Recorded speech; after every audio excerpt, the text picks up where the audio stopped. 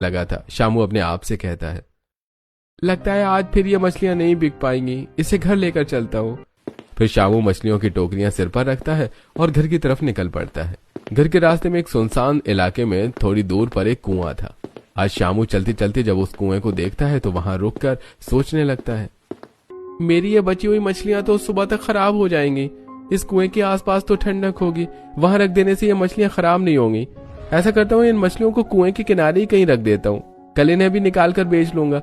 वैसे भी आजकल नदी में मछलियां कम ही मिल रही हैं।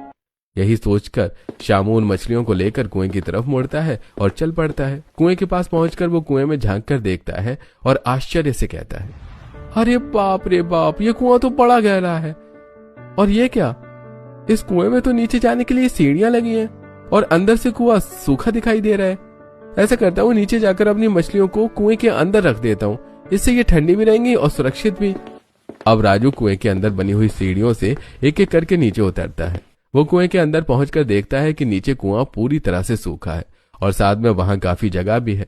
राजू खुश होते हुए अपनी मछली की टोकरी वहीं किनारे रख देता है और अपने आप से कहता है, मछलियां रखने के लिए यह जगह बहुत सुरक्षित है। अब जब भी मेरी मछलियां बच जाएंगी तो मैं उसे यहीं रख दिया करूंगा। ऐसा कहकर राजू सीढ़ियों से ऊपर चढ़ता है और अपने घर की तरफ निकल पड़ता है। घर पहुंचकर वो अपने पिताजी, माँ और भैया को सारी बातें बताता है। ये सुनकर राजू कहता है, अरे वाह श्यामू, ये तो बहुत अच्छी बात है। अब हमारी मछलियां खराब नहीं हुआ करेंगी। अब जब कभी भी बेचने के बाद कुछ मछलियां बच जाती तो शामू उन मछलियों को कुएं के अंदर रख दिया करता। आज भी शामू बची हुई मछलियां कुएं में रखकर अपने घर की तरफ निकल पड़ता है। जैसे वो अपने घर के बाहर पहुंचता है तो देखता है कि सभी लोग परेशान होकर बाहर खड़े हैं और नदी जोर जोर से उफन रही है। शामू को देखकर केशव कहता है, अरे आ गए शामू बेटा, हम तुम्हारा ही इंतजार कर रहे थे। आसपास के इलाकों में काफी बारिश हुई है, इसीलिए ये नदी उफान पर है।